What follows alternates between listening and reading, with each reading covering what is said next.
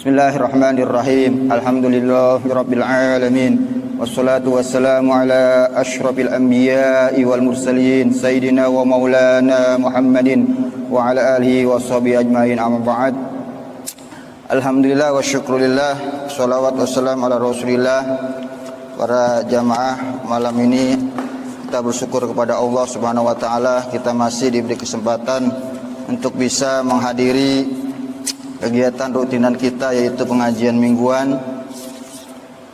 Dan pada hari ini insyaallah kita mulai dengan dua kitab. Karena pentingnya ilmu fikih masalah ibadah, saya coba cari kitab yang gampang dibaca nih, kitab Melayu. Itu kitab Melayu yang ngaji pakai kitab. Karena ada hadis dari Nabi Muhammad sallallahu alaihi wasallam, Nabi bilang apa? Kun aliman. Jadilah kamu orang alim. Orang alim orang apa? Orang yang mengajar. Jadi pertama kita, kata Nabi, jadilah kamu kun aliman, jadilah orang alim. Au muta'alliman. Kalau emang ngajar nggak bisa, paling nggak jadi orang yang belajar. Kalau orang muta'alim, orang yang belajar apa? Pakai kitab, bawa pulpen. Itu orang muta'alim. Jadi pertama peringkat nomor 1 kata Nabi, jadilah engkau aliman, orang alim. Orang alim orang yang ngajarin orang tuh. Kalau nggak bisa jadi ulama, nggak bisa ngajar, kita jadi apa? Au muta'aliman, jadi orang yang belajar. Ogah banget megang kitab sama megang pulpen ngaji. Masih ada lagi kelas lebih rendah lagi rankingnya. Au mustami'an, jadi yang ngaji giping. Ngaji apa itu? Ngaji nguping, jiping ya. Jiping, tukang ngaji nguping. Tapi emang kita mau ngaji nguping mulu, kita taikin level kita, paling enggak jadi muta'aliman tuh. Level keberapa muta'aliman? Kedua. Jangan kita ngaji maunya mustami'an mulu, dengerin mulu, nggak mau nyoret-nyoret. Paling nggak kalau kita nyoret-nyoret bawa pulpen, bawa kitab, kita jadi level kedua tuh. Au muta'alliman, jadilah kamu orang muta'alim, orang yang belajar. Muta'alim maknanya yang bawa pulpen, bawa kitab. Kalau nomor 3, au mustami'an, jadilah kamu orang yang dengerin doang. Orang ngajar dengerin, pengajian dengerin doang. Ada lagi yang paling terakhir, au muhibban, jadilah kamu ngajar enggak, belajar enggak, datang ke majelis kagak, muhibban, tapi dia cinta sama orang alim, dia cinta sama orang yang ngaji, sama orang yang belajar, dia seneng tuh. Kadang dia suka ngasih bantuan sama orang ngaji, ngirimin aqua 1 dus, ini buat jamaah pengajian, ini buat pengajian, di sana ada pengajian.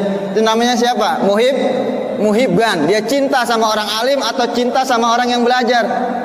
Tuh, ada 4 tuh. Yang paling terakhir muhibban.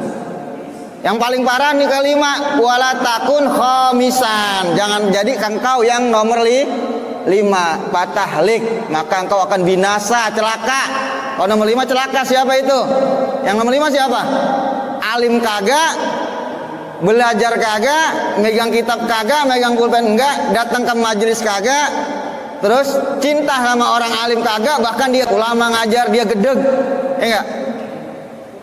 Itu yang begitu nomor 5 jadinya apa? Patahlik, maka engkau akan binasa. Jadi kita mencoba megang kitab, kita naikin level kelas kita. Kita level nomor berapa tuh? Nomor 2. Kita jadi level apa?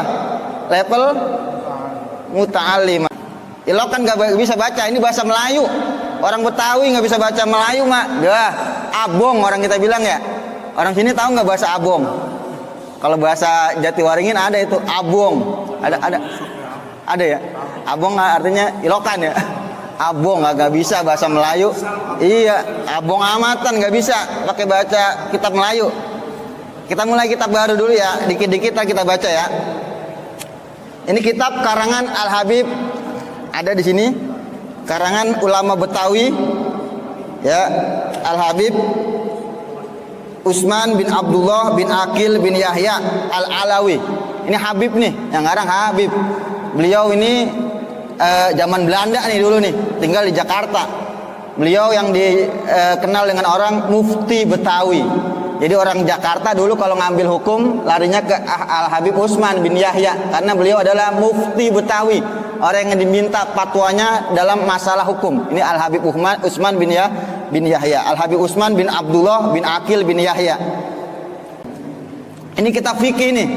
Kitab fikih penting. Kita lihat zaman sekarang ini kayaknya orang ibadah main serono aja, sembarangan aja. Wudu udah kayak capung cebok. Tahu nggak capung cebok? Pernah lihat nggak capung cebok? Ceplek. Kayaknya wudu ceplek. Gitu. Nggak perhatikan wudunya bagaimana, area-area yang mesti kena air tuh. Makanya dengan kita baca kitab fikih banyak manfaatnya buat kita. Udah gitu emang belajar fikih itu kewajiban buat kita, kewajiban. Ibadah itu ada dua syaratnya. Pertama benar dan ikhlas. Nggak cukup ikhlas doang, nggak cukup hati kita doang yang kita benahin, tapi caranya juga harus kita benahin dengan benar. Dengan benar dari mana? Yaitu dari kitab-kitab ulama-ulama itu yang bersumber langsung dari hadis-hadis Nabi Muhammad Sallallahu Alaihi Wasallam. Dan juga ketika kita belajar fikih beda dengan orang yang nggak belajar tuh. Orang yang belajar beda dengan orang yang tidak belajar.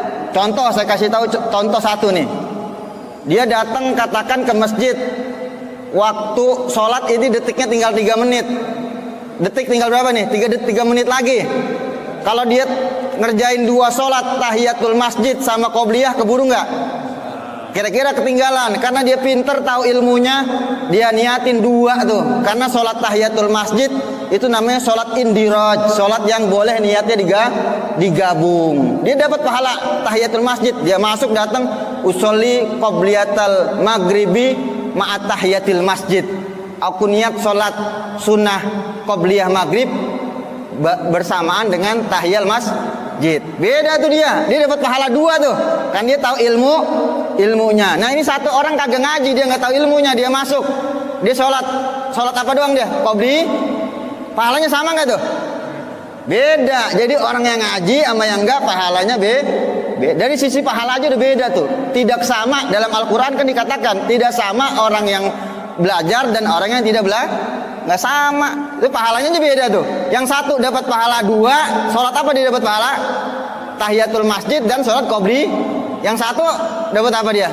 Karena dia nggak tahu caranya begitu, dia sholat qobliyah doang. Dapat pahala apa dia? Pahala cuma qobliyah, dia nggak dapat pahala tahiyatul masjid. Nanti kita pelajarin itu semua ya. Bismillahirrahmanirrahim. Kita lihat kitabnya tuh ya. Bismillahirrahmanirrahim. Awal kitab pasti diawali dengan Bismillah. Karena apa? Iktidaan bil Qur'anil Aziz. Karena mengikuti Al-Quran. Quran kalau kita buka pertama yang kita tulis apa di situ? Ucapan kalimat Bismillahirrahmanirrahim. Makanya ulama ketika ngarang kitab diawali dengan Bismillahirrahmanirrahim. Dan juga kenapa ulama kalau ngarang kitab ada diawali dengan Bismillah? Itu juga ngikutin amalan bil hadis, karena ngikutin hadis Rasulullah Sallallahu Alaihi Wasallam. Apa hadisnya? Kul amrin zibalin la yubda'u fihi bi Bismillahirrahmanirrahim fahuwa abtar. Kul amrin, pekerjaan apapun yang itu kita anggap penting, jika tidak yubda'u fihi bi Bismillahirrahmanirrahim, jika tidak diawali dengan Bismillah, maka dia akan abtar, akto, berkahnya kurang berkah. Biar kata jadi itu rumah kita bangun, tapi kita nggak baca Bismillahirrahmanirrahim, berkahnya ternyata dalam rumah itu berantem mulu. Kita koreksi, kenapa rumah kita berantem mulu? Oh, ternyata waktu bangun kita lupa baca Bismillahirrahmanirrahim. Nah ini udah kedongan dibangun ya. Gimana nih kalau sekarang? Ulama ngajarin, paling nggak sekarang kita, ya Allah, saya beristighfar kepada Allah, minta ampun. Dulu saya bangun rumah lupa baca Bismillah. Kita baca sekarang, kita qadha Bismillahirrahmanirrahim awalahu wa akhirahu. Bukannya makan doang, makan telat baca Bismillah kita lupa, ingat di tengah-tengah kita baca Bismillahi awalahu wa akhirahu. Dulu bangun rumah kita lupa baca Bismillah. Sekarang kita ingat, sekarang kita baca apa? Bismillahirrahmanirrahim awalahu wa akhirahu. Kita minta keberkahan dari Bismillahirrahmanirrahim. Adapun hukum bismillah udah sering kita bahas ya, wajib dalam Fatihah, ya enggak? Udah sering kita bahas pernah tuh di awal-awal permurahan kitab Al-Azkar. Ini bismillahirrahmanirrahim juga banyak keberkahannya. Ada satu kisah Syekh Nawawi Al-Bantani dalam kitabnya Uqudul Ujen menceritakan di situ ada perempuan salehah. Dia kerjaannya dikit-dikit baca bismillahirrahmanirrahim. Ngapain aja baca bismillahirrahmanirrahim, bismillahirrahmanirrahim. Lakinya gedek. Wah, jadi ada orang yang gedek sama orang ibadah. Udah ada dari zaman dulu. Orang gedek sama orang ibadah udah ada. Ini lakinya gedek banget niat. Bini gua dikit-dikit bismillahirrahmanirrahim. Masak mau ngaduk itu kan bismillahirrahmanirrahim. Dikit-dikit mau goreng bismillahirrahmanirrahim. Lakinya pulang buka pintu bismillahirrahmanirrahim. Gedek buat lakinya itu. Lakinya gedek. Akhirnya lakinya punya siasat pengen ngerjain dia, pengen mempermalukan dia. Itu dikasih dompet berisi uang, dikasih, niatnya itu dompet ketika di lemari dia mau ambil, dia mau buang. Tadi tanyain dompet mana? Kalau nggak ada, nah malu kan dia istrinya tuh. Ketika dia nggak ditanya dompet yang saya suruh taruh mana? Lah nggak ada ini bagaimana? Nah mau diomelin, rencananya mau omel. Ini ternyata istrinya soleha, diterima tuh uang dari lakinya. Neng, ini taruh duit abang, simpen yang rapi, jangan sampai hilang. Akhirnya itu dompet disimpan sama dia, ditaruh di mana? Di lemari. Dia orang solehah. Tadi kita ingatkan dia kalau ngerjain sesuatu pasti ngucap apa? Ngucap bismillahirrahmanirrahim. Ya taruh tuh dia ngucapin bismillahirrahmanirrahim. Nah, bininya lagi meleng, itu lakinya andak indik tuh dompet yang ada di lemari diambil, dibuang ke sumur. Wah, jahat banget lakinya itu. Dompetnya dibuang ke sumur.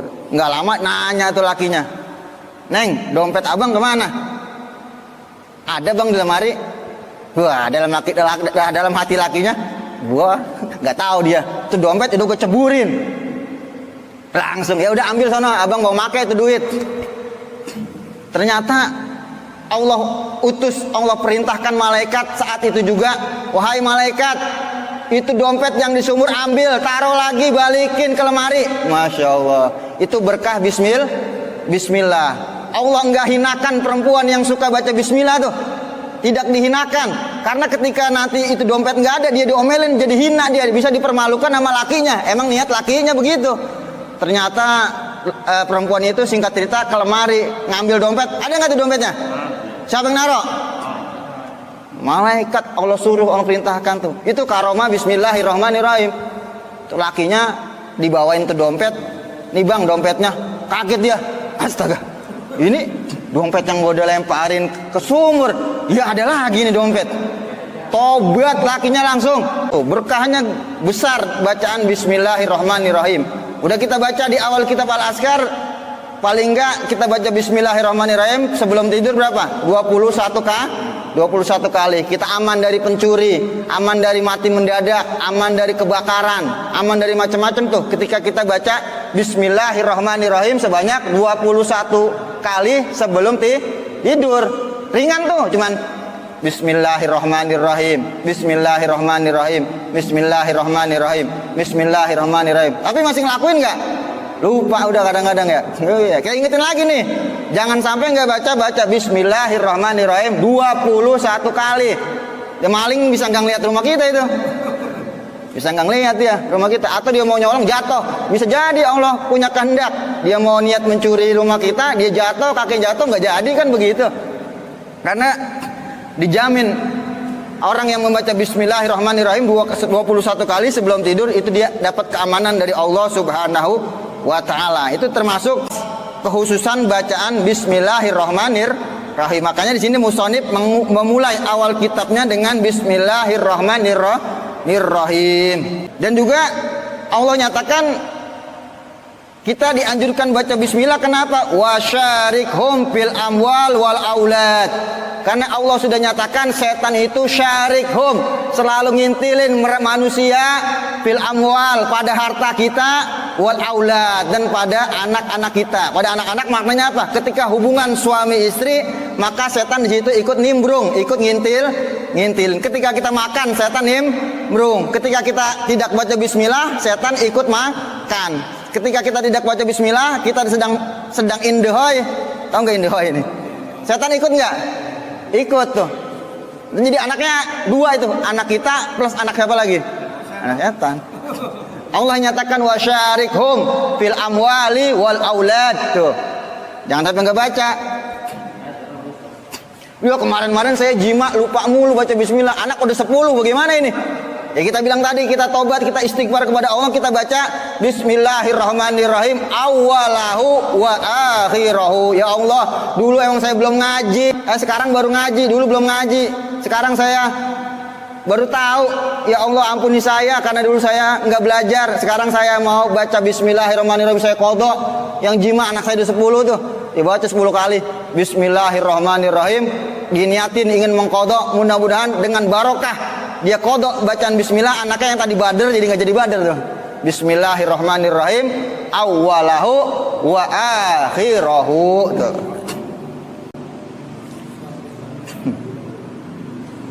Dan kemudian musonib memulai kitabnya dengan alhamdulillahirabbil alamin. Alhamdulillahirabbil alamin juga adalah pujian kepada Allah.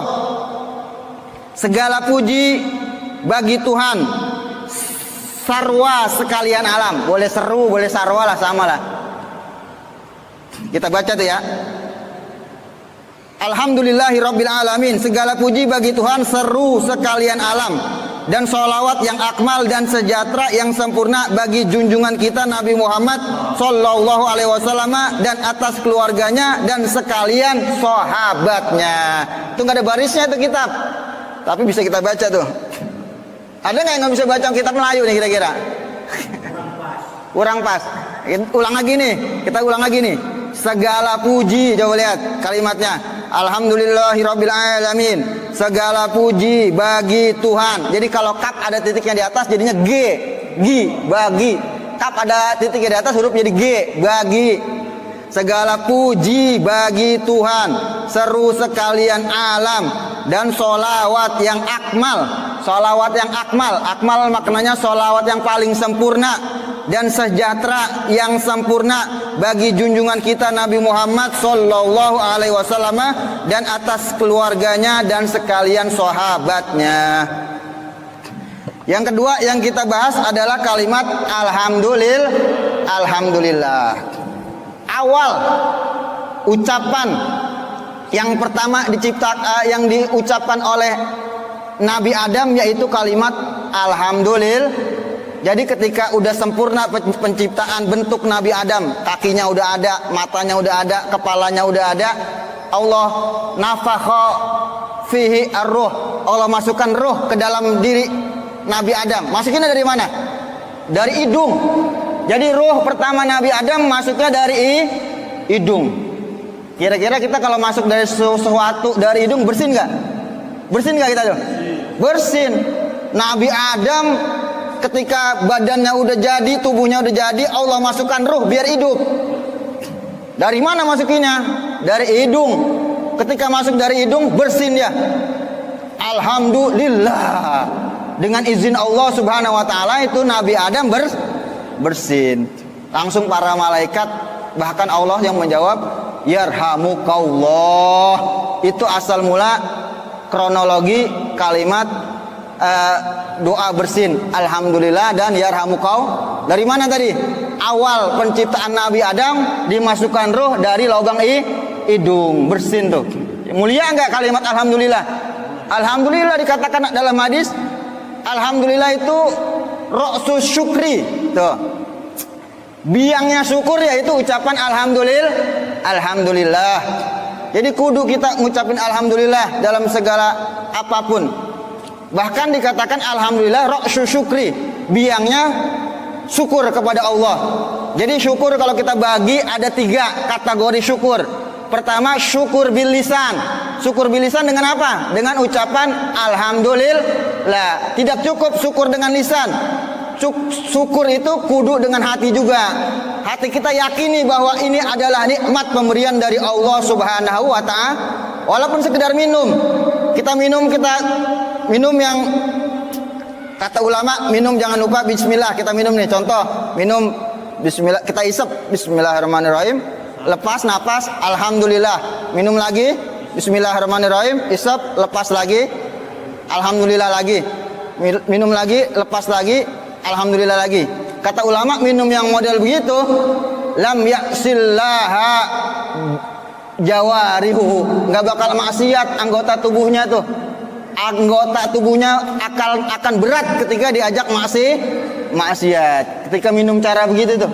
Nah, ketika kita alhamdulillah, kita tanamkan di hati kita rasa syukur kepada Allah, ini adalah semata-mata pemberian dari Allah Subhanahu wa ta'ala. Coba kita lagi sakit, minum pahit nggak air? Pahit. Lagi sehat kita minum enak. Makanya doa dari Nabi ketika minum ada tambahan doa, alhamdulillahilladzi ja'alahu azban furatan birahmatihi. Itu kalau mau ngapalin begitu tuh. Nabi ketika minum baca doa, alhamdulillahilladzi ja'alahu azban furatan. Segala puji bagi Allah yang telah menciptakan air ini azban furatan, tawar enak lagi diminumnya. Walam yaj'alhu, dan Allah tidak menjadikan air ini milhan ujajan, asin dan pahit dan gak enak. Air putih enak gak kita minum? Kita syukur kepada Allah bahwa air ini Allah ciptakan enak diminum. Tadi syukur terbagi tiga. Pertama asyukru bilisan, yang kedua asyukru bil qalbi. Paling nggak ketika kita dapat suatu nikmat, biar nikmat itu tetap aman, tetap ada pada diri kita, kita ucapkan asyukru. Kita bersyukur dengan ucapan alhamdulillah, dan kita di hati kita yakini bahwa ini semua nikmat pemberian dari Allah Subhanahu wa ta'ala. Dan yang ketiga asyukru bil arkan, syukur dengan anggota tubuh. Dikatakan orang bersyukur adalah anggota tubuhnya dipakai buat ibadah. Dikasih nikmat mata dipakai buat ibadah, buat ngaji, buat baca kitab, buat baca Quran gitu.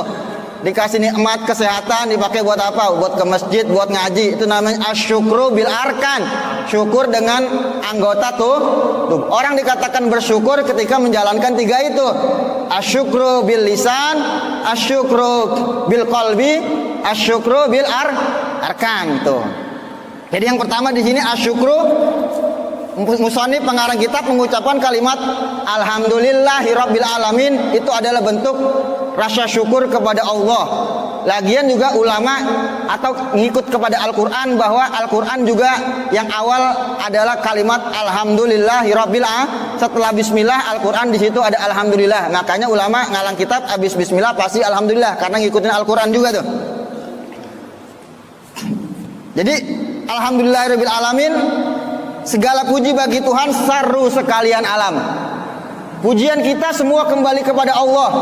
Apapun yang kita lihat itu indah, itu bagus, semuanya hakikatnya kita kembalikan kepada Allah. Hakikatnya Allah sajalah yang menciptakan semua itu. Makanya alhamdulillahirabbil alamin, segala puji seru sekalian alam. Maknanya apa? Segala puji, apapun yang indah yang kita lihat, yang kita saksikan di alam jagat raya ini, itu semua kembali kepada Allah Subhanahu wa ta'ala yang menciptakan. Nggak ada lagi yang lain yang menciptakan kecuali Allah Subhanahu wa ta'ala. Makanya kita ucapkan alhamdulillahirabbil alamin tuh. Dan juga ahli surga, ahli jannah, pertama kali yang diucapkan yaitu ucapan alhamdulillahirabbil alamin tuh. Yang pertama kali Nabi Adam ucap tadi apa? Ucapan alhamdulillahirabbil alamin. Penduduk surga ketika pertama kali masuk surga, apa yang pertama kali diucapkan? Alhamdulillahirabbil alamin. Makanya penting tuh. Apa alhamdulillah? Ucapan alhamdulillah itu tamlaul mizan, bisa memberati timbangan, bisa memberati timbangan amal kita. Ada dua ucapan yang ringan diucap tapi berat di timbangan, diantaranya itu ucapan alhamdulillah. Kita kadang-kadang nanya sama orang tuh, bagaimana kabar ente? Sehat, alhamdulillah. Dia jawab alhamdulillah tuh gara-gara siapa tuh? Gara-gara kita dapat pahala juga tuh. Ketika kita nanya keadaan orang, bagaimana sehat? Sehat. alhamdulillah. Tuh, gara-gara kita nanya keadaan orang, dia jawab alhamdulillah, kita dapat pahala. Makanya itu ada fungsinya juga kita nanya gitu tuh. Nanya orang kalau ketemu sehat, alhamdulillah. Dia ngucapin alhamdulillah, kita juga dapat pahala. Nah, ini kitab Irsyadul Anam kita baca nyampe situ dulu ya. Jadi kita baru baca muqaddimah kalimat bismillah dan alhamdulillah. Nah, keduanya kalimat yang sangat penting. Kita baca keduanya. Dalam minum tadi kita ambil keberkahan dengan kalimat bismillah, dan alhamdulillah juga kita ucapkan sebagai asyukru bil lisan. Wallahu alam.